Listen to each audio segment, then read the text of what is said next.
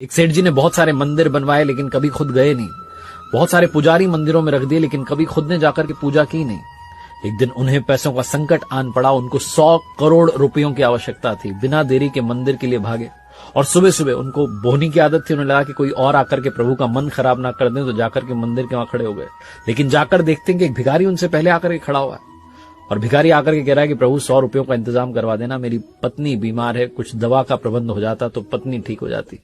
सेठ जी का दिमाग खराब हो गया कि आकर के ईश्वर का मन खराब कर रहा है सुबह सुबह 100 रुपयों के लिए। बिना देरी के जेब से निकाल करके 100 रुपए भिखारी को दिए और कहा चलो निकलो। भिखारी ने भगवान को प्रणाम करके कहा क्या बात है, आपने तो पहली बार में ही प्रार्थना स्वीकार ली।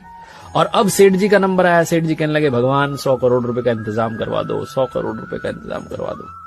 प्रभु मूर्ति में से प्रकट हुए और कहने लगे कि एक भिखारी से तो तूने मेरा पीछा छुड़वा दिया, लेकिन तुझसे पीछा छुड़वाने के लिए मुझे तुझसे भी बड़ा भिखारी ढूंढना पड़ेगा जो तुझे आकर के 100 करोड़ रुपए दे दे।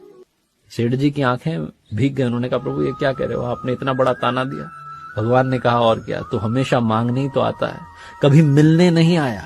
अगर मिलने आया होता तो संकट तुझ पर कभी आया ही ना होता। कहानी का सार बस ये कहता है कि मांगना बंद कीजिए, अपने आप को समर्पित कीजिए और कहिए प्रभु आप कृपा बरसाइए, सब आपकी